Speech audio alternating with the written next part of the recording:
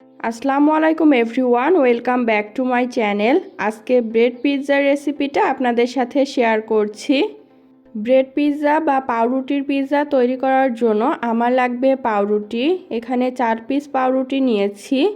প্রথমেই একটা পাউরুটি নিয়ে নিলাম, তারপরে পাউরুটির ওপরে আমি লাগিয়ে নিলাম বাটার।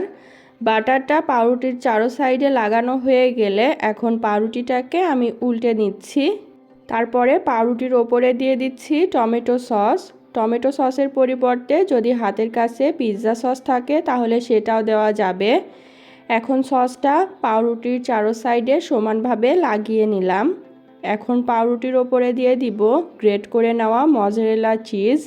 চিজটাও পাউরুটির চারিদিকে সমানভাবে ছড়িয়ে দিতে হবে। তারপরে এর ওপরে দিয়ে দিচ্ছি ক্যাপসিকাম আর পেঁয়াজ। নিজেদের পছন্দ মতো যে কোনো ধরনের টপিং দিয়ে এখন এই পিৎজাটাকে সাজিয়ে নেওয়ার পালা। সবশেষ ওপর দিয়ে স্বাদ অনুযায়ী সামান্য একটু লবণ, chilli flakes, oregano are great করে নেওয়া অল্প একটু চিজ দিয়ে দিলাম।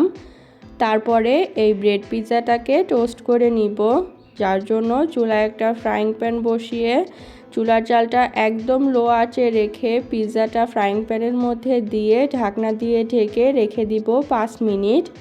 5 মিনিট পর চিজটা পুরোপুরি মেল্ট হয়ে যাবে আর ব্রেডের এক পিঠ একদম টোস্ট হয়ে সুন্দর একটা কালার চলে আসবে। তখন পিৎজাটাকে উঠিয়ে নিতে হবে। এখন ব্রেড পিৎজাটার ওপরে আমি সামান্য একটু টমেটো সস দিয়ে দিলাম। এবার ব্রেড পিৎজাটাকে আমি মাঝ বরাবর কেটে নিচ্ছি। তৈরি হয়ে গেল খুবই মজাদার স্বাদের ব্রেড পিৎজা। আর এই ব্রেড পিৎজাটা মাত্র 5 মিনিটের মধ্যেই তৈরি করে নেওয়া যায়। ঝটপট বিকালের নাস্তা অথবা বাচ্চাদের টিফিনে এই ব্রেড পিৎজাটা আপনারা তৈরি করে ফেলতে পারবেন। আজ এ পর্যন্তই। ভিডিওটা ভালো লাগলে অবশ্যই ভিডিওতে একটা লাইক দিয়ে দিবেন। আল্লাহ হাফেজ।